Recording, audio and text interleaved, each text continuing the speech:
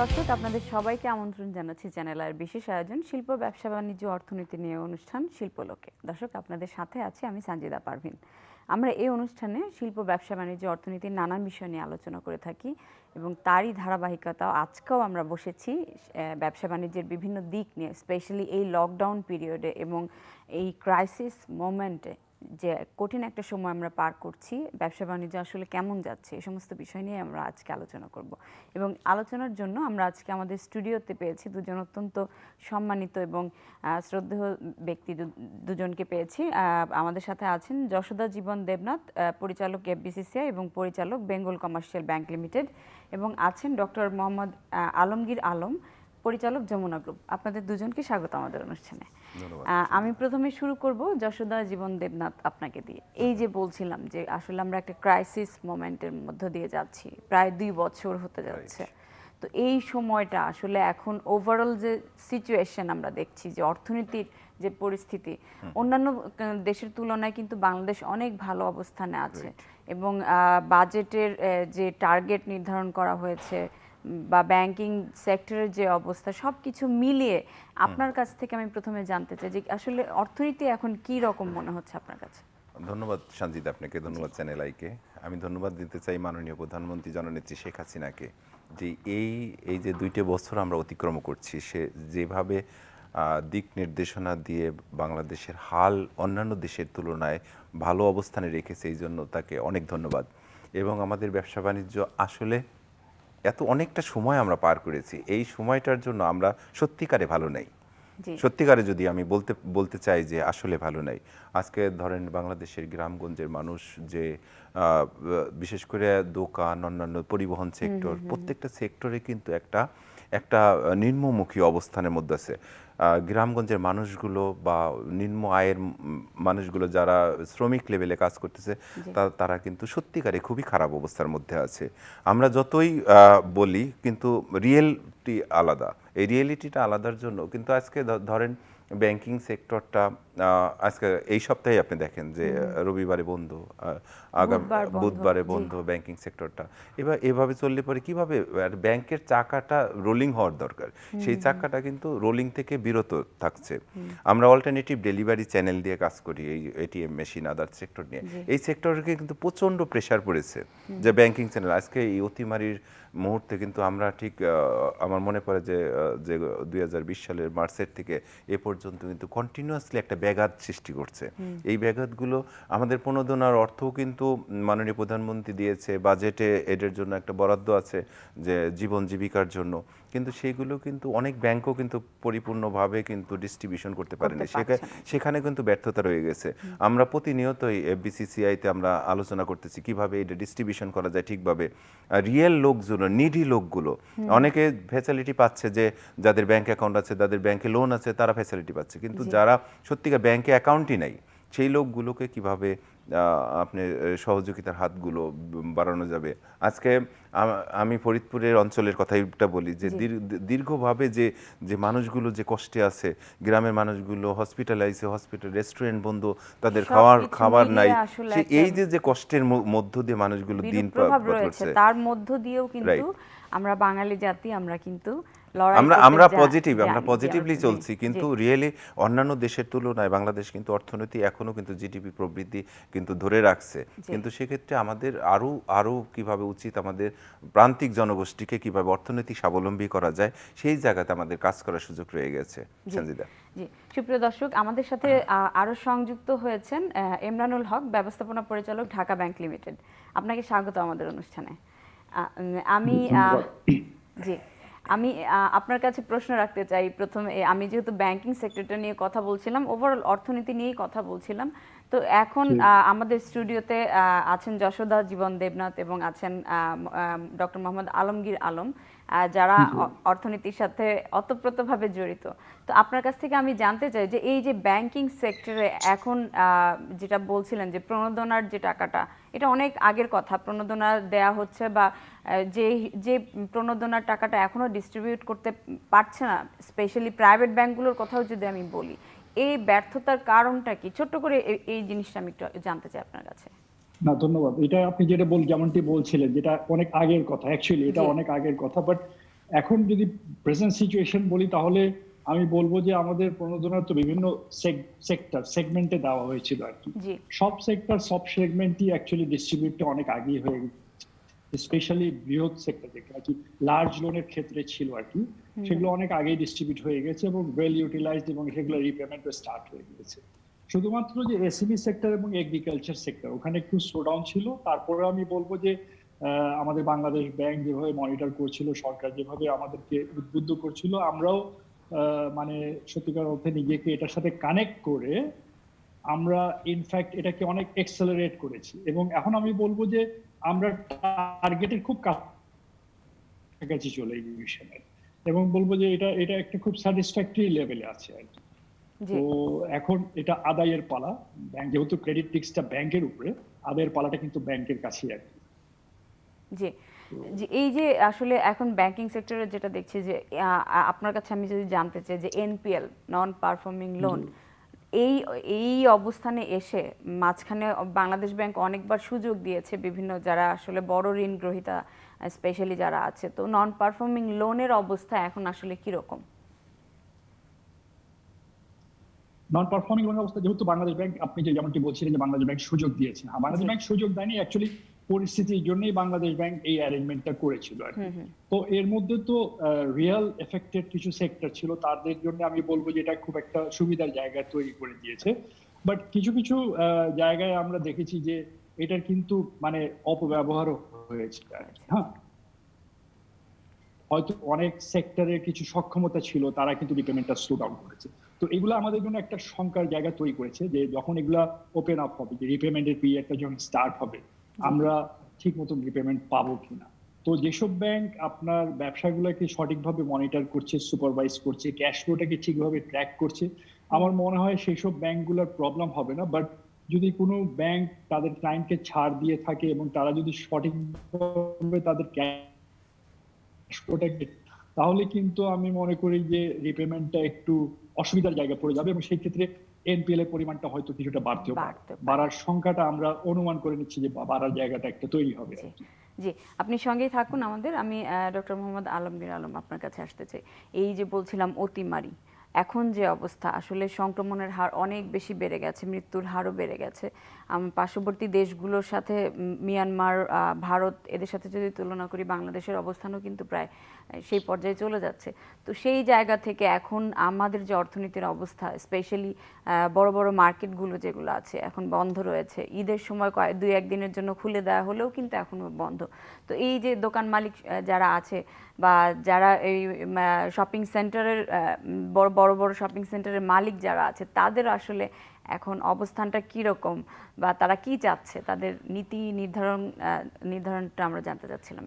প্রথমত আমি আপনার কথার প্রথম ভাগে যেটি বলেছিলেন যে পার্শ্ববর্তী দেশগুলোর সাথে আমাদের অর্থনীতির যে প্রবৃদ্ধি সেটির কম্প্যারিজন, আমি বিনয়ের সাথে আপনার সাথে একটা বিষয়ে দ্বিমত পোষণ করি। সেটি হচ্ছে বিশ্বব্যাংকের সাম্প্রতিক যে প্রতিবেদন, তাতেই আমরা দেখেছি যে গত বছরে আমাদের যে প্রবৃদ্ধিটা হয়েছিল গত অর্থ বছরে, সেটি অস্বাভাবিক কমে। আমরা যেখানে 7-এর কাছাকাছি ছিলাম সেখানে অতিমারি কারণে 3.6-এ আমরা ছিলাম, আর যেখানে ভারত ছিল 7.1-এর জায়গায়। অর্থাৎ ভারতের এত বড় জনসংখ্যার একটি দেশে 7.1 প্রবৃদ্ধি অস্বাভাবিক বেশি, যেখানে বিশ্বব্যাংক বলছে ভারতে আগামী বছর 8.3 বা এটার কাছাকাছি প্রবৃদ্ধি হবে। অথচ আমাদের ক্ষেত্রে বিশ্বব্যাংকের প্রজেকশন 5.6, যদিও সরকার বলছে এটি 7.3 হতে পারে। অর্থাৎ ভারতে আমরা দেখেছি পরিপূর্ণভাবে তারা লকডাউনে ছিল, তাদের এখানে একটি দুর্ভিক্ষের পরিস্থিতি ছিল, একটি পুরোপুরি কারফিউর পরিস্থিতিতে ছিল। তারপর কিন্তু তারা সামষ্টিক অর্থনীতিতে তারা কিন্তু এগিয়ে আছে প্রতিটি সেক্টরের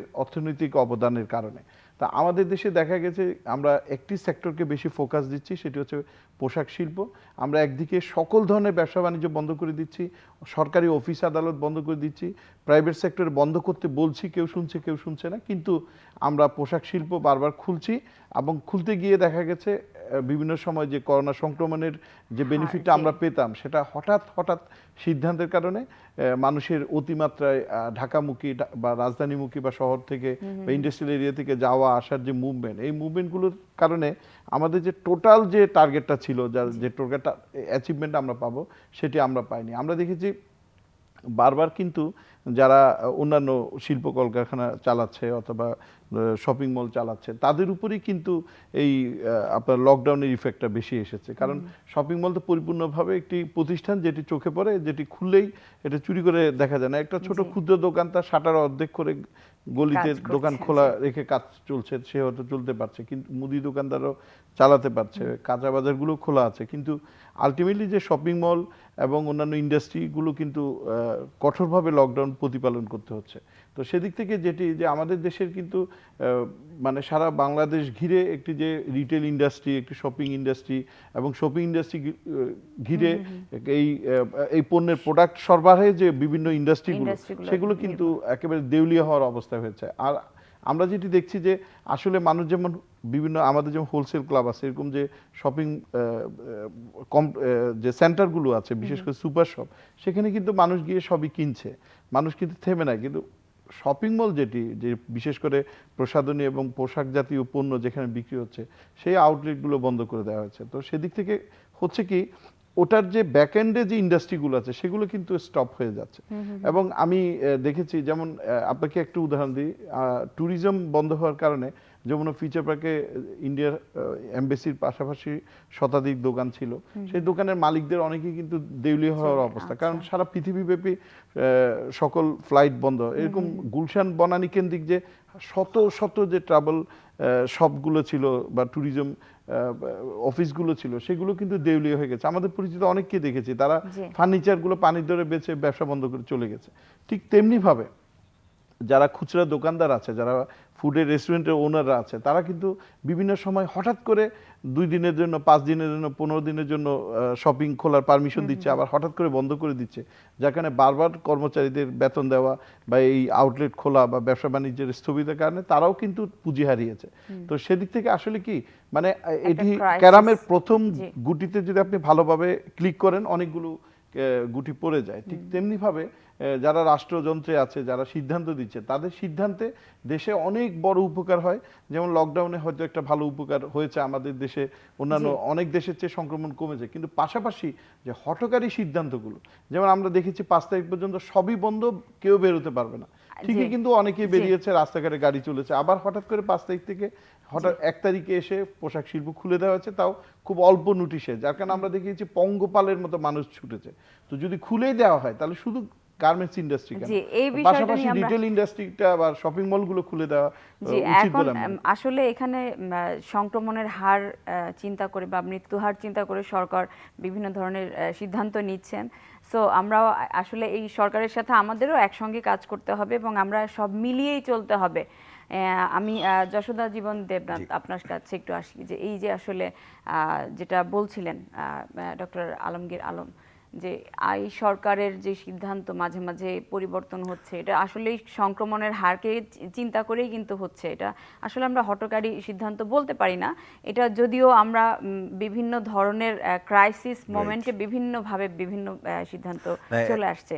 তো এই জায়গাতে আসলে আপনার কি মনে হয় যে ব্যাংকিং সেক্টর সহ এবং এফবিসিসিআই এর একজন নেতা হিসেবে টোটাল যে ব্যবসায়ী ওভারঅল আলমগীর ভাই যেটা বললেন যথার্থই যুক্তিযুক্ত। এই বিশেষ করে শপিং সেন্টার, বিশেষ দোকান মালিক যে অ্যাসোসিয়েশন প্রতিনিয়তই আমাদের সাথে মিটিং করতেছে কিভাবে এটাকে চালু করা যায়। আজকে ধরেন এই সিদ্ধান্তগুলো, গভর্নমেন্টের সিদ্ধান্তগুলো কিন্তু ইকোনমিটাও কিন্তু আপনি ঠিক রাখতে হবে। আজকে গার্মেন্টস সেক্টরতে আপনার দেশের যে ফরেন আর্নিংটা বড় একটা অঙ্কের টাকা আসে গার্মেন্টস সেক্টর থেকে, পাশাপাশি এই সেক্টরেও কিন্তু দেখতে হবে। আমাদের ঢাকা ব্যাংকের এমডি সাহেব যথার্থ বলেন যে আমাদের স্মল মিডিয়াম বা মাইক্রো ইন্ডাস্ট্রিগুলো এইটা কেন যেন একটু অবহেলিত হচ্ছে কম্পেয়ার টু দ্য কর্পোরেট হাউসের চেয়ে। স্মল মিডিয়াম সেক্টরটা আজকে এসএমই ফাউন্ডেশন যে ফাইন্যান্সগুলো দিতেছে, ইভেনচুয়ালি আমার ব্যাংকও কিছু ডিস্ট্রিবিউশন করতেছে বা অন্যান্য ব্যাংকগুলো, 2-4টে ব্যাংক ছাড়া কিন্তু আদার ব্যাংকিংগুলো ঠিকমতো ডিস্ট্রিবিউশনে কেমন যেন অনীহা। যে এসএমই সেক্টরের টাকাটা যদি ডিস্ট্রিবিউশন করে সেই টাকাটা কিন্তু রিটার্ন আনা ইজ ভেরি ডিফিকাল্ট, কারণ তারা একটা দোকান 1 মাস যদি বন্ধ থাকে, সব কিছু আর তার দোকানে রেন্ট আছে, আদার ইউটিলিটি বিল আছে, স্টাফ স্যালারি আছে, সেই জায়গাগুলো কি করবে? আজকে দীর্ঘদিন যদি বসে বসুন্ধরা, যমুনা যমুনা ফিউচার ফিউচার পার্কের মতো বড় বড় পার্ক সহ shopping mall, জি। আদার শপিং মলগুলো যেগুলো বন্ধ রাখতেছে, এদিকে আবার গার্মেন্টস সেক্টর খুলে দিচ্ছে।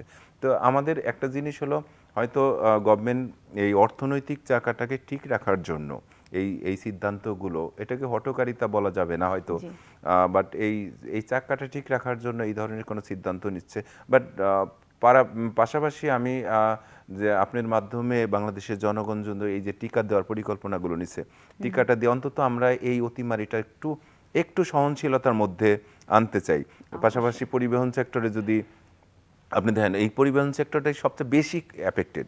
দীর্ঘদিন ধরে পরিবহনের মালিক পক্ষরা কিন্তু পরিবহন অপারেট করতে পারছে না, শপিং মলগুলো বন্ধ।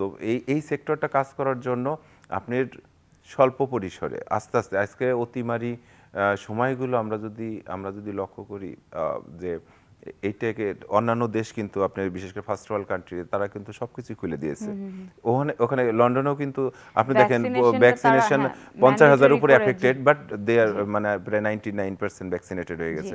বাংলাদেশের মানুষ যদি ভ্যাকসিনেটেড আওতায় চলে আসে তখন কিন্তু এই মৃত্যু রেশিওটা কমবে। আজকে স্কুলের কথা চিন্তা করেন, স্কুল কলেজের ছেলে মেয়েদের অবস্থা কি, 2 বছর বাচ্চারা স্কুলে যায় না, পড়াশোনা থেকে একেবারে ডিটাচ। তো কত ইফেক্টেড হয়েছে, এই ইফেক্টের জন্য সবাই ভ্যাকসিনেটেড হয়। গভর্নমেন্ট প্রোঅ্যাক্টিভলি কাজ করতেছে, হয়তো এক সপ্তাহের ভিতরে 1 কোটি, আর এক সপ্তাহের ভিতরে 1 কোটি, এভাবে যদি 50% অন্তত ভ্যাকসিনেটেড আওতায় আসে, তখন কিন্তু আমাদের এই সেক্টর থেকে আমরা ফিরে দাঁড়াবো বলে আশা। স্কুল কলেজের স্টুডেন্টদেরও কিন্তু ভ্যাকসিনের আওতায় নিয়ে আসার চিন্তা ভাবনা উচিত করা হবে। হচ্ছে। হ্যাঁ, এবং আমি আফির বাবার আপনার কাছে, আমি এমরানুল হক আপনার কাছে একটু আসি। এই যে ব্যাংকিং সেক্টর নিয়ে বলছিলাম যে এসএমই খাতকে আসলে প্রায়োরিটি দেওয়া উচিত, স্মল মিডিয়াম যারা এন্টারপ্রেনার যারা আছে। কিন্তু আমি এই জায়গাটাতে যদি আমি একটু বলি যে এখন ব্যাংকে 2 দিন, আজ এই সপ্তাহে দেখলাম আমরা 2 দিন বন্ধ, 5টা ওয়ার্কিং ডের মধ্যে। কিন্তু সেই হিসেবে আবার যেই ব্যাংকের যেই ব্যবসা বাণিজ্য সারপ্লাস ফান্ডের ব্যাপারেও যদি বলি যে সারপ্লাস ফান্ড দেখা যাচ্ছে, তো সেই ক্ষেত্রে আসলে ব্যাংকের একটা বিরূপ প্রভাব পড়ছে কিনা, বা বিভিন্ন জায়গাতে ইনভেস্টমেন্টের জায়গাতেও কি আপনারা বাধাগ্রস্ত হচ্ছেন কিনা? জি, এটা অ্যাকচুয়ালি সবকিছু তো ডিমান্ড এন্ড সাপ্লাইয়ের উপর নির্ভর করে আর কি। জি। তো ডিমান্ডটা যদি কম থাকে, মানে সাপ্লাইটা যদি বেশি থাকে এবং ডিমান্ডটা যদি কম থাকে, তাহলে কিন্তু এটা একটা ইমব্যালেন্স সিচুয়েশনের ক্রিয়েট হয়। যেহেতু ডিমান্ডটা কম, ইনভেস্টমেন্ট কম হচ্ছে, সুতরাং সাপ্লাই সাইডটা কিন্তু এখন একটু তারল্যটা বাড়িয়ে দিয়েছে আর কি। তো সেই কারণে ডিপোজিট গুলা ব্যাংকগুলোতে কিছুটা হলেও বার্ডেনের সৃষ্টি করছে। এটা কারণ অতিরিক্ত ডিপোজিটও কিন্তু একটা কস্ট ক্রিয়েট করে আর কি। হ্যাঁ, যদি ঠিক মতন ইনভেস্টমেন্ট করা যায় তাহলে এটা একটা কস্ট, বিনা কারণে একটা কস্ট চলে আসে। তো এটা আমাদের জন্য একটা সত্যিকার অর্থে একটা ভাবনার জায়গা। আমরাও চেষ্টা করছি এটাকে সুন্দরভাবে কিভাবে ডিস্ট্রিবিউট করা যায়।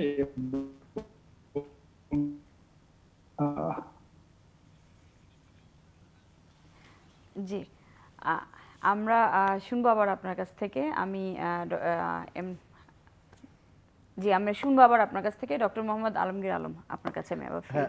যেটা বলছিলাম যে আসলে এই যে প্যান্ডেমিক সিচুয়েশন বা যেটাই হোক না কেন, এখন আপনারা আসলে সম্মিলিতভাবে এটাকে কিভাবে পরিত্রাণ করা যায়, বা এই জায়গাটাকে কিভাবে, এই জায়গাটা থেকে উত্তরণের চিন্তার জায়গা থেকে আপনারা সরকারের সাথে সম্মিলিতভাবে কি করতে চাচ্ছেন?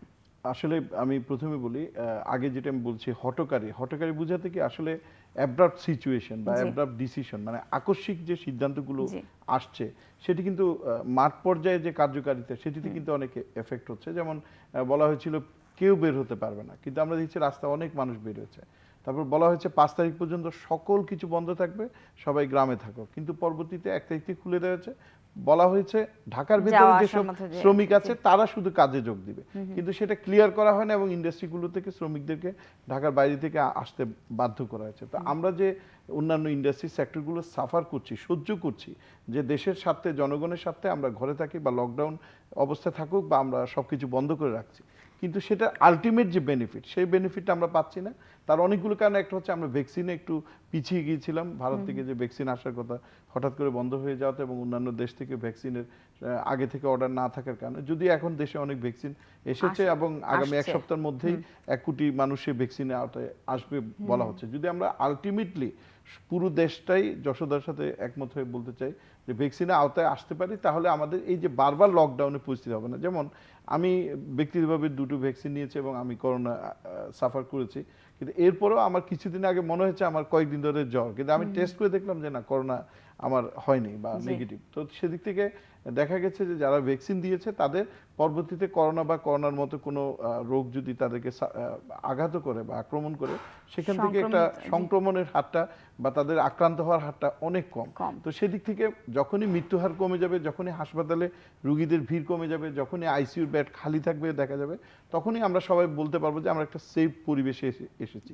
যেমনটি যুক্তরাষ্ট্র সহ ইউরোপের অনেক দেশগুলো একটা নিরাপদ পরিবেশে এসেছে এবং তারা লকডাউন থেকে বেরিয়ে এসেছে এবং তারা স্বাভাবিক কর্মকাণ্ড এবং স্বাভাবিক জীবনযাপনে আবারও অভ্যস্ত হয়ে গেছে। তো আমরা সেরকম সুদিনের প্রত্যাশা অবশ্যই করছি, কিন্তু আমরা এই যে ক্রান্তিকাল, এই ক্রান্তিকালে রোগে আক্রান্তের ভয়ে যদি আমাদের জীবিকাকে শেষ করে দিই, আমরা যদি নিজেরাই উপোস মরে যাই, আমরা যদি সর্বশান্ত হয়ে যাই, যেমন ঢাকা থেকে মানুষ গ্রামে চলে গেছে।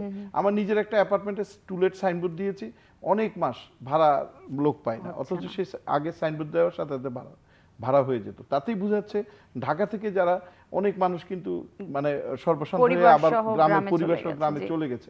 গ্রামে গিয়ে তারা কি করবে? গ্রামেও যদি তারা ভালো না থাকে তাহলে তো একটা দুর্ভিক্ষ বা খরার পরিস্থিতি তৈরি হবে। আর মধ্যবিত্তের অভাবটা সবচেয়ে বেশি, কারণ মধ্যবিত্ত মানুষ কারো থেকে চাইতে পারে না। যারা নিম্নবিত্ত তারা চায়, যারা উচ্চবিত্ত তারা শোষণ করে নিতে পারে, কিন্তু মধ্যবিত্তের যন্ত্রণাটা বেশি। আমাদের দেশের বেশিরভাগ মানুষ কিন্তু মধ্যবিত্ত সম্প্রদায়, বিশেষ করে যারা মানে শিক্ষিত এবং যারা সচেতন তাদের মধ্যে মধ্যবিত্ত শ্রেণী বেশি। তো সেদিক থেকে যদি জীবনের সকল চাকাগুলো চলমান না থাকে, যদি শপিং মল চালু না থাকে, যদি ইন্ডাস্ট্রিগুলো চালু না থাকে, যদি রপ্তানি যেভাবে ভাটা পড়েছে, কয়েক হাজার কোটি টাকার রপ্তানি অর্ডার বাতিল হয়েছে, যেটা পত্রিকায় এসেছে রিসেন্টলি, তো এই ধরনের সকল আমাদের দেশে পণ্যের বহুমুখিতাকরণ, রপ্তানিমুখী পণ্যের বহুমুখিতাকরণ আমরা এখনো চালু করতে পারি না। একসময় ছিল পাটজাত পণ্য সবচেয়ে প্রধান আমাদের রপ্তানি পণ্য ছিল, পরবর্তীতে পোশাক। তো এভাবে যেভাবে ডাইভার্সিফিকেশন হয়েছে, সেমভাবে আমাদের কিন্তু রপ্তানিমুখী পণ্যের আরও বাজার তৈরি করতে হবে। নতুন একে তো পোশাক খাতে নতুন বাজার তৈরি করতে হবে, দ্বিতীয়ত পোশাকের পাশাপাশি আরো পণ্য সেখানে অ্যাড হতে হবে। পাশাপাশি ডোমেস্টিক মার্কেটটা কিন্তু যাতা না। আমরা আমাদের দেশের যে ব্যবসা বাণিজ্য সেটাকে বন্ধ করে দিতে পারি না। আমরা শুধু বাইরে অর্ডার আছে তাদের পোশাক আমরা তৈরি করতে হবে, এই জন্য ইন্ডাস্ট্রি খোলা রাখতে হবে। দেশের মার্কেটে লোকাল মার্কেটকে ঠিক রাখতে হবে, লোকাল মার্কেটে ইন্ডাস্ট্রিকে ঠিক রাখতে হবে, শপিং মল সহ অন্যান্য যে মেশিনারিজ গুলো আছে সেগুলোকে চালু রাখতে হবে, সরকারি অফিসে খুলতে হবে, কারণ সরকারি অফিস বন্ধের কারণে আমরা অনেক সেবা থেকে বঞ্চিত। জি, আমি আবার ফিরবো আবার আপনার কাছে। ইমরানুল হক, আমরা আবার পেয়েছি আপনাকে, যেটা বলছিলেন যে এসএমই আসলে এই সারপ্লাস ফান্ডের ইনভেস্টমেন্টের জায়গা আপনারা যে চ্যালেঞ্জ ফেস করছেন, তো এসএমই খাতগুলো আমরা ঋণ খেলাপির জায়গায় যদি বলি, এসএমই খাতের কিন্তু ঋণ খেলাপির পরিমাণ খুব কম। তো ছোট ছোট যারা ব্যবসা উদ্যোক্তা রয়েছে তাদেরকে ঋণ দানের ব্যাপারে ব্যাংকগুলো আরও একটু সহজীকরণ করলে সেটা বোধহয় আপনারা চাইলেই পারেন। সেই জায়গাতেও কিন্তু আমরা অনেক চ্যালেঞ্জ দেখছি যারা ঋণ নিতে যায়। তো এই বিষয়ে আপনার কাছ থেকে একটু শুনতে চাই। জি, একটু তাদের কিন্তু সরি জি হ্যাঁ, বড় যারা ঋণ গ্রহীতা তাদের অ্যাকচুয়ালি সক্ষমতার জায়গা একটু বেশি। তারা ব্যাংকে এসে যেভাবে আপনার ঋণের জন্য তাদের চাহিদার জায়গাটা আমাদেরকে বোঝাতে পারে আর কি, প্লাস তাদের ধরেন ডকুমেন্ট প্রসেস গুলো যেভাবে সুন্দরভাবে আমাদের সাথে পূরণ করে দেয়। এসএমইর খাতে যারা ব্যবসা করে তাদের কিন্তু বিজনেস আন্ডারস্ট্যান্ডিংটা একটু কম। সেসব ক্ষেত্রে আমাদেরকে অনেক জায়গায় কিন্তু মানে ফিনান্সিয়াল অ্যাডভোকেসি জায়গাটাতে একটু কাজ করতে হয় আর কি। তো তারা যেহেতু ঋণ নেওয়ার ব্যাপারে তাদের সক্ষমতা কম, সেই জায়গায় একটু দীর্ঘসূত্রিত হয়ে যায়, একটু প্রসেসটা সময় বেশি নিয়ে নেয়। তারপরে আমরা চেষ্টা করি, কারণ ঋণ তো একটা আপনার ক্রেডিট অ্যানালাইসিসের মাধ্যমে আমরা ডিস্ট্রিবিউট করি আর কি। সুতরাং ক্রেডিট রিস্কটাকে মাথায় দেখি, বিজনেসটার অপরচুনিটি বলেন, বিজনেসের প্রসপেক্ট বলেন, সেই জায়গাটাতে আমাদের মাথায় থাকে, প্লাস আমাদের যাতে ঋণটা আমরা ফেরত পাই সেটাও আমাদেরকে খেয়াল রাখতে হয়। সবকিছুই দেখে আমাদেরকে এই ঋণটাকে ডিস্ট্রিবিউট করা লাগে। এবং সেই ক্ষেত্রে হয়তো দেখা যায় যে এসএমই ডিস্ট্রিবিউশন আপনার ডিমান্ডের ডিমান্ড অ্যান্ড সাপ্লাই বেশি। যেসব জি ব্যবসা করেন এসএমই খাতে, তাদের কিন্তু রোলটা একটু অনেক বড়। কারণ একটা কর্পোরেট বিজনেসকে চালানোর জন্য কিন্তু, একটা কর্পোরেট ইউনিটের বিজনেসকে চালানোর জন্য কিন্তু শত শত এসএমই বিজনেস ইউনিট গুলা সাপোর্ট করে আর কি। তো এটার ডিস্ট্রিবিউশনটা অনেক বড়। আমরা এসএমই জি, আমরা টেকনোলজিক্যাল প্রবলেমে বোধহয় বারবার আটকে যাচ্ছি। যশোদা জীবন দেবদত্ত, আমি আপনার কাছে আসি যে এই যে ব্যাংকের সাথে আপনি পরিচালক, একটা ব্যাংকের পরিচালক, আপনি ডিজিটাইজেশনের জায়গায় যদি আসি, যে এই যে মার্কেটগুলো, বড় বড় মার্কেটগুলো বন্ধ, বুথগুলো কিন্তু অনেক মার্কেটে কিন্তু অনেক বুথ রাখা আছে ব্যাংক, সেই জায়গা থেকে এখন এই যে ডিজিটাইজেশন, এই সপ্তাহে এখন 3 দিন বা 4 দিন, যে কয়দিনই ব্যাংক খোলা থাক না কেন, ডিজিটাইজেশনের মাধ্যমে কিন্তু আমরা লেনদেনটা চালু রাখতে পারছি। তো সেই জায়গাতে আরো একটু উন্নয়নের জন্য ব্যাংকগুলো এখন নতুনভাবে কি চিন্তা করছে? না, আমি ইমরান ভাই যথার্থই বললেন যে একটু হলেও অনীহা আছে এসএমই এবং মাইক্রো ইন্ডাস্ট্রির ক্ষেত্রে। আমাদের এই মহামারীর ক্ষেত্রে বৃহৎ ইন্ডাস্ট্রি যেভাবে দেখা উচিত, সিমিলারলি কিন্তু মাইক্রো ইন্ডাস্ট্রিও সেভাবে দেখতে। আমরা হিউম্যান ক্যালকুলেট নিয়ে আমরা কথা বলতেছি। একটা লোক যদি, আমরা একজন লোক মারা গেছে, নাম্বার গুনতেছি, তো নাম্বারের মধ্যে একজন ওই যমুনা গ্রুপের মালিকও হতে পারে, আবার একজন এসএমই বা মাইক্রো উদ্যোক্তাও হতে পারে। তো সেই জায়গাগুলো আমরা প্রতিটা লোকের এখন আমাদের বাঁচায় রাখতে হবে, সেই জায়গা আমাদের কাজ করতে হবে। ব্যাংকিং সেক্টরটা কাজ করতেছে, হ্যাঁ, কর্পোরেটের মধ্যে ফোকাসড 80%, 20% ইজ মাইক্রো ইন্ডাস্ট্রি। আজকে বাংলা পপুলেশন ডেনসিটি অনুযায়ী বাংলাদেশে 11 কোটি মানুষের ব্যাংকে অ্যাকাউন্ট আছে। 11 কোটি একটা এখনো কিন্তু আনব্যাংক প্রায় 30% আনব্যাংক পিপুল রয়ে গেছে, 30-40%। তো এই ব্যাংক পিপুলদের ইন্ডিয়া কি করতেছে? ইন্ডিয়া আপনার 1 সেকেন্ড লোন, যে একটা ব্যাংক হোল্ডারের কাস্টমারে তার ব্যাংকের লেনদেনের কেপিআই করে, কেওআইসি করে এবং তার প্রিভিয়াস লেনদেন হিস্ট্রি দেখে মানে পার সেকেন্ডে লোন ক্রিয়েট করতেছে।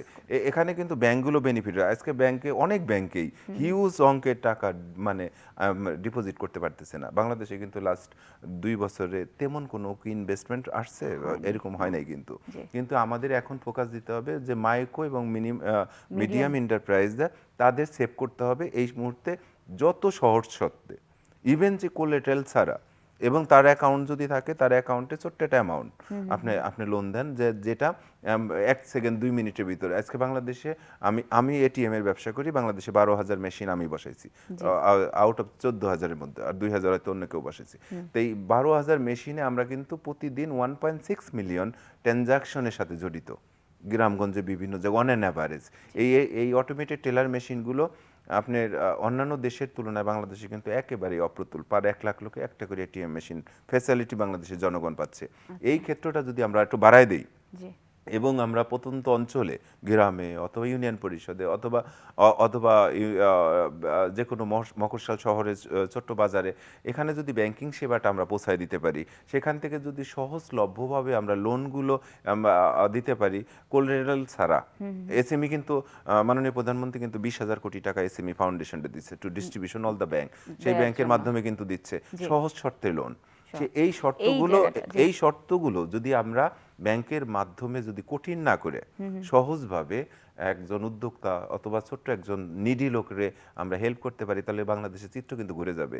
এই চিত্র ঘোরার জন্য, এই মহামারীতে আমাদের কাজ করার জন্য বাংলাদেশ 61টা ব্যাংক অপারেট করতেছে, সবার আগায় আসতে হবে, তাহলে কিন্তু আমরা বাংলাদেশ এই মহামারী থেকে। এই জায়গাটাতেই আমি ইমরানুল হক আবার আপনাকে পেয়েছি। আমি এই জায়গাটাতে আমি একটু জিজ্ঞেস করতে চাই যে এই যে যশোদা জীবন দেবনাথ যেটা বলছিলেন যে কোলাটেরাল ছাড়া এই এসএমই বা ক্ষুদ্র উদ্যোক্তাদের ঋণ দান করা যায় কিনা, যত সহজ শর্তে আসলে তাদেরকে ঋণ দান করা যায়, কেন কোলাটেরাল দরকার হবে? অন্য কোনো ওয়ে কি আপনারা তৈরি করতে পারেন কিনা? তাদের কেওয়াইসি বা তাদের সার্টিফিকেট আছে বা বিভিন্ন ধরনের বিষয় আছে এখানে, যা জমা রেখে আপনারা ঋণ দিতে পারেন। আসলে একটু আনমিউট করতে হবে আপনার।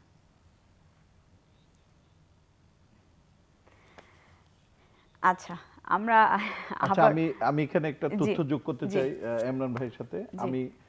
যেহেতু আমরা কর্পোরেট লোন নিই যমুনা গ্রুপ থেকে, পাশাপাশি আমাদের যমুনা ফিউচার পার্কে যেসব রিটেলাররা আছে সব যাদের যেমন ক্যাটসাই, আর্টিস্ট এক্সটেসি বা জি ইনফিনিটি, তারা কিন্তু এসএমই লোন নেয় আমাদের স্পেস মর্টগেজ এবং তাদের অন্যান্য সম্পদগুলো মর্টগেজ দিয়ে, জমি বাড়ি এগুলো মর্টগেজ দিয়ে তারা এসএমই লোন নেয়। এবং আমরা দেখেছি বেশিরভাগ ব্যাংকেই এসএমইর ক্ষেত্রে একটা ক্যাপ দেওয়া আছে, যেমন 3 কোটির উপর হবে না, 5 কোটির উপর হবে না। তো আমাদের একটা স্পেসের একটা প্রাইসই থাকে, বা যে কোনো জায়গায় একটা শোরুমের বড় শোরুমের প্রাইসই থাকে 10 থেকে 20 কোটি টাকা।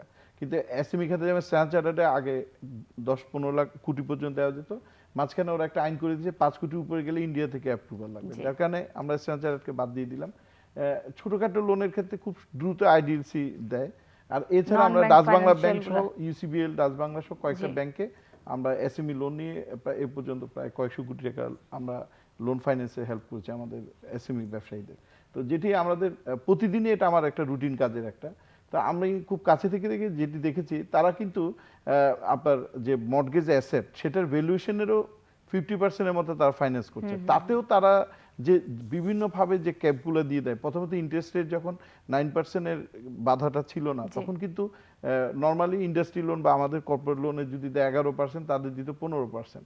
তারপর হচ্ছে যে ডিউরেশনটা আছে পে ব্যাকের, সেটা আমাদের ক্ষেত্রে বা অন্যান্য হাউজিং লোনের ক্ষেত্রে যেমন 12 থেকে 15-20 বছর পর্যন্ত, কিন্তু তাদেরকে অ্যাভারেজে 5 বছর, ম্যাক্সিমাম ক্ষেত্রে 6 বা 7 বছর, অর্থাৎ ইএমআই অ্যামাউন্টটা অনেক বেড়ে যায়। এবং তারা 4 কোটি টাকা মর্টগেজ করলে 2 কোটি টাকা দেবে, 4 কোটি টাকার অ্যাসেট মর্টগেজ করলে। অর্থাৎ উনি তো কোলাটেরাল পায় না বলছে, কোলাটেরাল পাওয়ার পরও যেখানে একটা ফ্ল্যাটটা কিন্তু নন প্রোডাক্টিভ এবং সে কিন্তু সেটা থাকছে বা কেউ ভাড়া দিচ্ছে, সেটি কিন্তু সেখান থেকে কিন্তু ইনকাম জেনারেট হচ্ছে না বা ভাড়া দিলে অত আসছে না, সেখানে কিন্তু 75% ক্ষেত্রে বিশেষ ওভারভ্যালু দেখিয়ে 85% বা পার্সোনাল লোন অ্যাটাচ করে দিচ্ছে। অথচ একটা বিজনেস থেকে রানিং ইনকাম আসবে এবং অনেক মানুষের জীবন জীবিকার সংস্থান হবে, সেখানে কিন্তু 50% উপরে ফাইন্যান্স করা যায়। জি, ইমরানুল হক, আপনি আমাকে শুনতে পাচ্ছেন?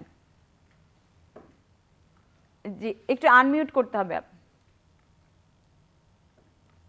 জি শোনা যাচ্ছে। জি জি জি জি, আমি যেটা জানতে চাচ্ছিলাম যে কোলাটেরাল ছাড়া আসলে ব্যাংকগুলো কেন ঋণ দিতে পারে না, স্পেশালি এসএমই সেক্টরগুলোকে? না, কোলাটেরাল ছাড়া ঋণ দিতে পারে না আমি সেটা বলবো না, কোলাটেরাল ছাড়াও আমরা ঋণ দেই। বাট এসএমই সেক্টরের ঋণগুলা সত্যি কথা বলতে একটি ঝুঁকির জায়গা সবসময় ব্যাংকের জন্য মনে করা হয় যে এটা একটি ঝুঁকির জায়গা আর কি, টু বি ভেরি অনেস্ট। কারণ তাদের সক্ষমতার জায়গাটা কিছুটা কম থাকে, তাদের যেমন যতটুকু বড় ঋণ যারা নেয়, বড় ইন্ডাস্ট্রি যারা, তারা যে যতটুকু গুছানো থাকে, তাদের একটা ধরেন পরিমাণও বড়, সেই অ্যাসেট দিয়েও কিন্তু আমরা যদি কোলাটেরাল নাও নেই, তাহলে ওদের যে ইন্ডাস্ট্রিয়াল অ্যাসেট প্রজেক্ট, ওটা কিন্তু মর্টগেজ করে আমরা কিন্তু ঋণ দেই। তো এসএমইর ক্ষেত্রে কিন্তু এগুলা থাকে না, সেই ক্ষেত্রে আমরা কোলাটেরাল গুলা চাই। আর যেমনটি বলা হচ্ছিল যে 200% কোলাটেরাল না, 200% কোলাটেরাল হয়তো কোনো কোনো ব্যাংক চেতে পারে, বাট এসএমইর ক্ষেত্রে আমরা সাধারণত 50% কোলাটেরাল হলেও কিন্তু আমরা দেই। বাট আপনি আমার আমাদের একটা ক্লিয়ার আন্ডারস্ট্যান্ডিং থাকা উচিত যে কোনো একটা লোন যখন খারাপ হয় তখন কিন্তু আমি যে আপনার একটা তখন কিন্তু প্রভিশন করা একটা ব্যাপার চলে আসে, লোনটাকে প্রভিশন করে সেটাকে অবলোপন করা, মানে রাইট অফ করার। তখন কিন্তু দেখা যায় যে আমার যে কোলাটেরাল ভ্যালু, সেইটার কোলাটেরাল ভ্যালুর 50% পর্যন্ত আমি প্রভিশন করতে পারি, আর বাকিটা কিন্তু আমার ইনকাম থেকে আপনার এটা কিন্তু কি করা হয় আর কি, সাবসাইড করা হয় আর কি। তো এই জিনিসগুলো চিন্তা করে কিন্তু আমাদেরকে এসএমইর যে লোনগুলা দেওয়া হয়, সেই ক্ষেত্রে ওই কোলাটেরাল জায়গাটাতে আমরা একটু বেশি গুরুত্ব দিই আর কি। জি, আমি আরেকটা জিনিস জানতে চাই আপনার কাছ থেকে, যে এই যে আসলে এখন ব্যাংকের যে অবস্থা, যেহেতু সারপ্লাস ফান্ড রয়েছে এবং ইনভেস্টমেন্টের জায়গাটা কম, এবং সবচেয়ে বড় কথা হচ্ছে যারা বড় বড় বিজনেসম্যান তারা কিন্তু বিজনেস এক্সপ্যানশনও যেতে চাচ্ছে না। তো সেই ক্ষেত্রে অল্টারনেটিভ চ্যানেলগুলোর কথা আপনারা ভাবছেন কিনা? অল্টারনেটিভ ইনভেস্টমেন্টগুলো কি হতে পারে, ছোট্ট করে যদি বলেন। যে অল্টারনেটিভ ইনভেস্টমেন্টগুলো আমরা কিছুটা ক্যাপিটাল মার্কেটে ইনভেস্টমেন্টে যাচ্ছি, ক্যাপিটাল মার্কেটে ইনভেস্টমেন্টে যাচ্ছি, প্লাস যেসব ইন্ডাস্ট্রিগুলো অ্যাকচুয়ালি এখন প্যান্ডেমিকের মধ্যেও ভালো করছে, যেমন শিল্প, আপনার ওষুধ শিল্প খাত, এই জায়গাটা, প্লাস ডোমেস্টিক ডিমান্ডের ডিপেন্ড করে যেসব ইন্ডাস্ট্রিগুলো কাজ করে আর কি, তো তাদের ডিমান্ডটা বেশি, সেসব জায়গাতে আমরা একটু ইনভেস্ট করছি। কিছু কিছু খাত যারা পোশাক যারা জড়িত আছে তারাও কিছু ক্যান্সারে যাচ্ছে আর কি, তাদের নিড বেসিসে, কারণ যেহেতু অর্ডার বেশি আসছে, তাদের শিপমেন্ট বেশি করা দরকার, তো তারাও ইনভেস্টমেন্টে যাচ্ছে, সেসব জায়গায় আমরা ইনভেস্টমেন্টে যাচ্ছি আর কি। আর অল্টারনেটিভ ইনভেস্টমেন্ট, ক্যাপিটাল মার্কেট যেটা বললাম, কিছু ব্যাংক যাচ্ছে ট্রেজারি বিলস অ্যান্ড বন্ডে ইনভেস্টমেন্ট করছে আর কি। জি। যদিও ওই জায়গায় রিটার্নটা অনেক কম, বাট তারপরেও মানে ফ্রি মানি ব্যাংকে না রেখে যদি ট্রেজারি বন্ডে ইনভেস্টমেন্ট করা যায়, সেটা তো কিছুটা কিছুটা আসে আর কি। জি তো আমরা আমাদের ইনভেস্টমেন্টের জায়গাগুলো তৈরি করছি আর কি। জি, চমৎকার। যশোদা জীবন দেবনাথ, আপনি এই যে বলছিলেন যে বুথের কথা, এটিএম বুথের জায়গাটাতে আপনার অবদান অনেকখানি, অনেক বেশি। ডিজিটাল ব্যাংকিং এর কথা যদি বলি, তো এখন আমি এই যে আমরা ক্যাশলেস সোসাইটি বা লেস ক্যাশ সোসাইটি যেটাই বলি না কেন, সেই জায়গাতে আসলে আমাদের যাওয়ার জন্য এখন আমরা আসলে যে অ্যাপসের মাধ্যমে লেনদেন করা বা অ্যাপসের মাধ্যমে কেনাকাটা করা যায়, কিউআর কোড ইউজ করে করা যায়, বিভিন্ন ওয়ে আছে। আমরা এই জায়গাতে যাওয়ার জন্য আমাদের আসলে দ্রুত গতিতে কি ধরনের কার্যক্রম সম্পন্ন করা উচিত? দেখুন, এই প্যান্ডামিকে আমাদের কিন্তু আমরা ই কমার্সে, ডিজিটাল পেমেন্ট সার্ভিসে, মোবাইল ফাইন্যান্সিয়াল সার্ভিসে আমরা কিন্তু অনেক দূর এগিয়ে গেছি। আমাদের সম্প্রতিকালে যদি আপনি ডাটাটা দেখেন, আমাকে 7 থেকে 8% টোটাল লেনদেনের 8% লেনদেন কিন্তু আমরা এই ই কমার্স দিয়ে, মোবাইল ফাইন্যান্স দিয়ে হয়েছে। কিন্তু আমাদের এন্ড অফ দ্য ডে কোনো একটা জায়গায় আমাদের ক্যাশ আউট পয়েন্টগুলো দরকার। আমাদের বাংলাদেশের মানুষরা কিন্তু ক্যাশে অভ্যস্ত। আপনি একটা লোক গ্রামে সবজি বাজারে যাবে অথবা মাছ বাজারে যাবে, তখন কিন্তু তার ক্যাশ দরকার। মোবাইল টু মোবাইল সব জায়গায় হচ্ছে না। আজকে ঢাকাতে যারা ধরেন চাকরি করছে, তারা গ্রামে টাকা পাঠাতে তখন কিন্তু বিভিন্ন অ্যাপসের মাধ্যমে কিন্তু টাকা পাঠাচ্ছে। কিন্তু গ্রামেও কিন্তু আমাদের ক্যাশ আউট পয়েন্টটা দরকার, যেখান থেকে ক্যাশ লেনদেন। আপনি শুনে থাকবেন যে নগদ, বিকাশ, বিভিন্ন রকমের অনিয়মগুলো দেখা দিচ্ছে, যে বিভিন্ন ক্যাশ লেনদেনের ক্ষেত্রে, ক্যাশ যখন ক্যারির ক্ষেত্রে অসুবিধায় পড়ছে, সেই ক্ষেত্রেই আমাদের ডিজিটাল পেমেন্ট সিস্টেমের উপরে জোর দিতে চাই। আমরা যে আজকে বাংলাদেশে 4600 ইউনিয়ন পরিষদ, সেখানে একটা ইউডিসি সেন্টার আছে। মাননীয় প্রধানমন্ত্রী A2 এর মাধ্যমে কিন্তু এই কানেক্টিভিটি এস্টাবলিশ করে দিচ্ছে।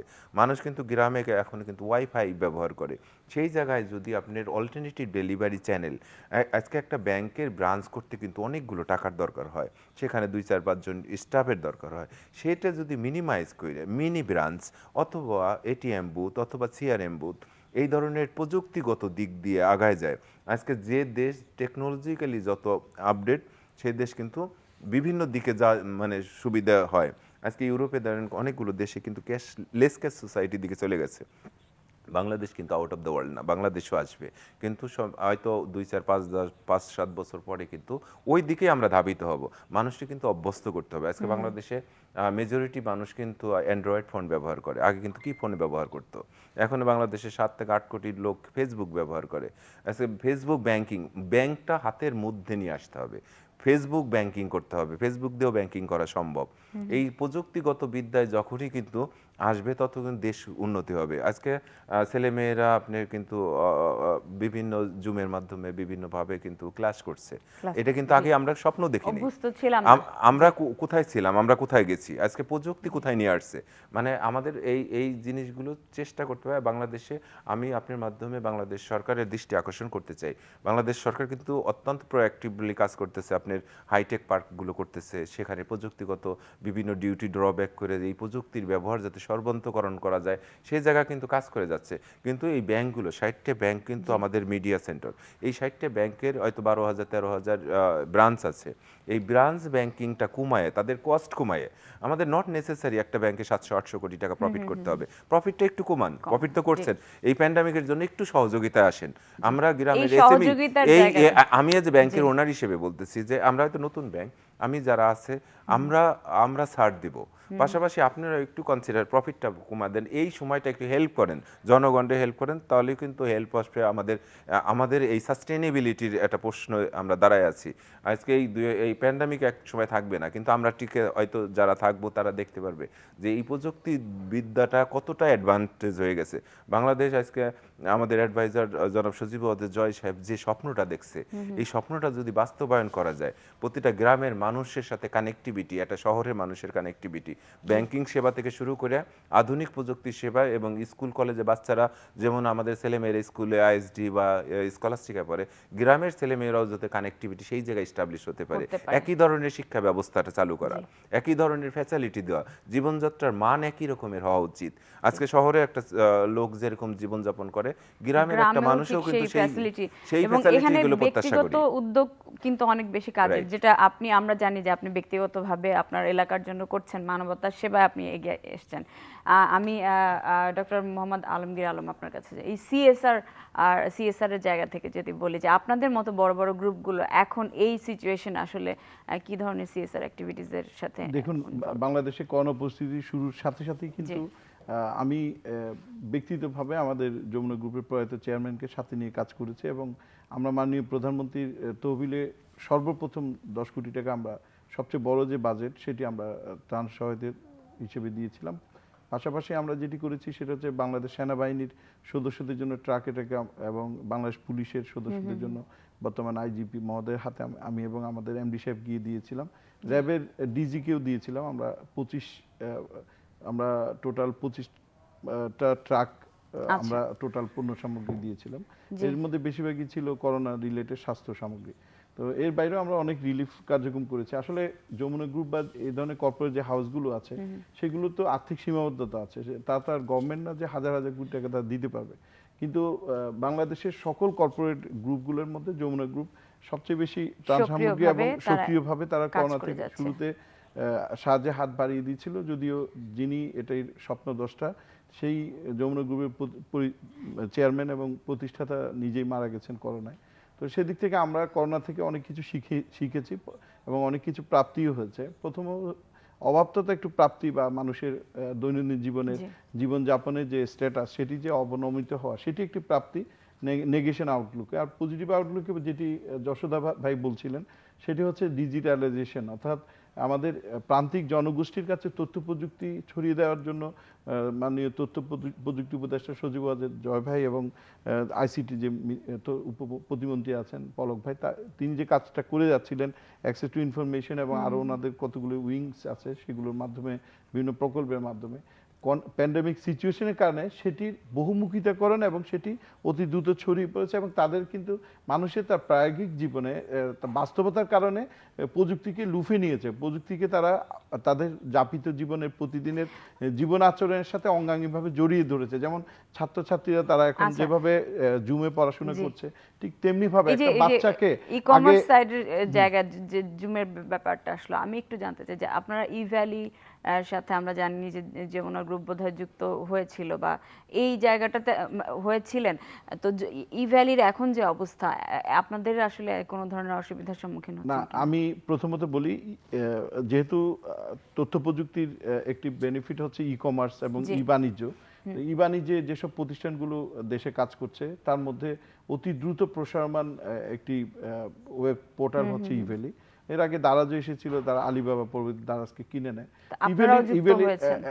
ইভ্যালিকে আমরা যমুনা গ্রুপ অ্যাকোয়ারিং এর সিদ্ধান্ত নেওয়ার মূল কারণ হচ্ছে আসলে ইভ্যালি যেভাবে রিচ করেছে তাদের হয়তো অনেক সিদ্ধান্ত ভুল হতে পারে বা অনেক সিদ্ধান্ত প্রচলিত ব্যবসার নীতির বিরুদ্ধে হতে পারে।